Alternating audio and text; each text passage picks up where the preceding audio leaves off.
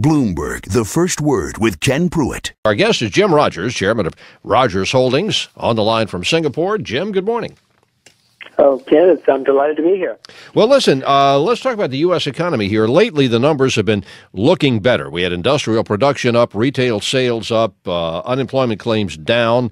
Is that going to end all the double dip talk? Ken, I'm not sure we ever got out of the first recession. You look at the numbers, you'll see that unemployment is higher than it was a few years ago. You see that the government debt is staggeringly higher. So the people who've gotten all the money the government has spent are better off, Ken, but the overall situation is worse. We're not any better off, except the people who've gotten the money.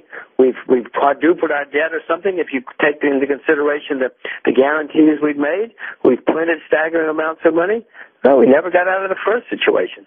Well, what are you looking for out of the super committee of Congress? Oh, you're bad for my nervous system, even bringing them up. Ken, you might be old enough to remember the Grace Commission. You might be old enough to remember the Graham-Rudman Act. All of these were things which promised we would take care of deficit spending in America. That was 25 years ago. Politicians ever since have been talking about how they were going to solve the deficit spending and the debt. None of them have. They all just go through a charade and then try to move on. Yeah, I do remember all those, Jim. So what do you do as an investor when you keep that in mind?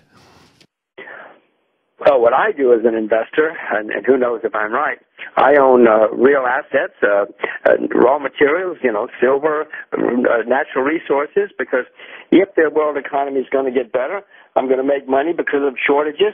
If the world economy doesn't get better, I'm going to make money because they're going to print more money. You see, Bernanke's already started on QE3. He barely finished QE2, and then we've got another one up and running. That's the wrong thing to do, but that's all they know to do, Ken. Well, you mentioned silver specifically. Silver and not gold? I own both. I was just using that as an example. Rice, natural gas. I could have picked one of 3 dozen raw materials that I own. I own them all. And by the way, I'm also short technology stocks in the U.S., and I'm so short emerging market stocks around the world. Why emerging market stocks? Well, they've all been very overexploited. Right now, there are 20,000 MBAs flying around the world looking for hot new hot new emerging market stocks. That's not a bottom, Ken. You're old enough to know that. That's certainly not a bottom. That's the time when they were very overexploited. The time to buy them will be when there are 20,000 MBAs who are out of jobs, and all those emerging markets are being sold. That will be the time to go back into emerging market stocks. Well, the big theme here over the past several years is capitalize on digging stuff out of the ground and selling it to China. Is that not going to work anymore? Well, I own the stuff. The stuff is where the shortages are.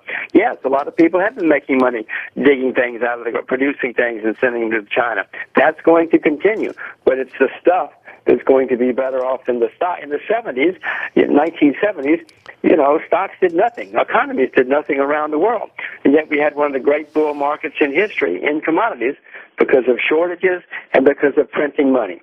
We're right back where we started 40 years ago.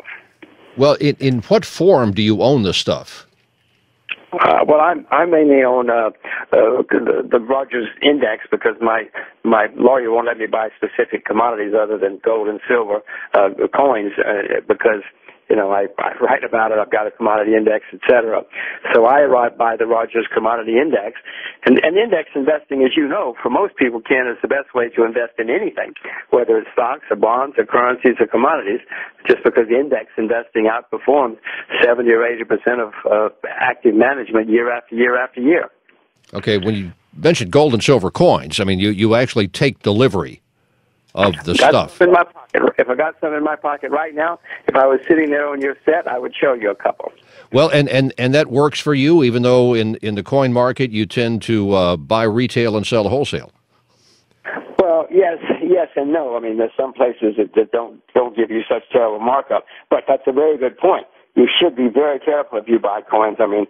Blanchard down in New Orleans, which I've done business with for a long time, I cannot do business with them anymore. There are people, and I used to know Jim Blanchard very well.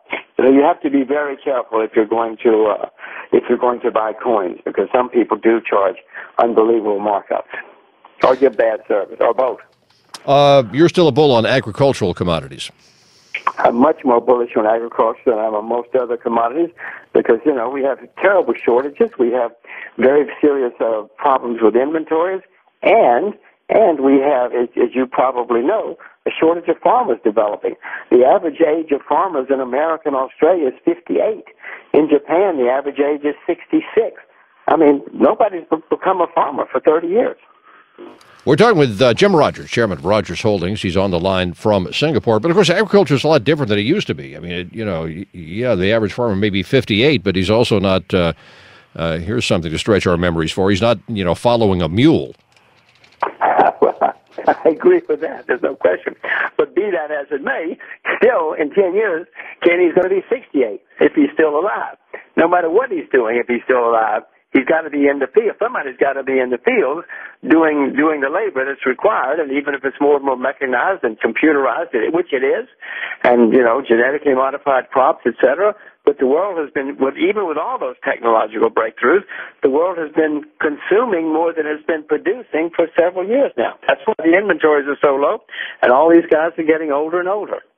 Well, I saw something else the other day about a well-known money manager worried about it's kind of stuff we used to hear back in the 70s. Population growing geometrically around the world, but assets growing arithmetically. Are you in that camp?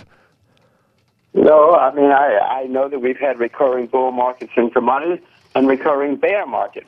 Maybe it's different this time, Ken. Maybe this bull market's going to go on forever. They never have in the past.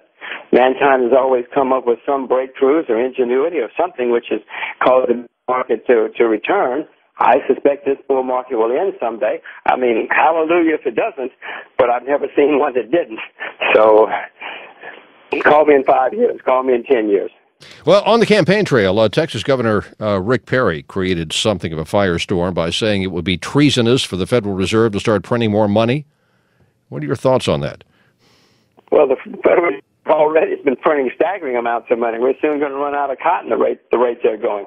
By the way, American money is not made of paper, it's made of cotton and flax. They've printed huge amounts of money. That's all Bernanke knows.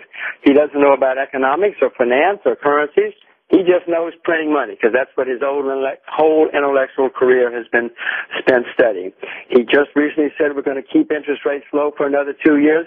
Well, Ken, the only way you can do that is if you intervene in the money market, in the currency markets and the money markets. So he's already started QE3. He hasn't said it.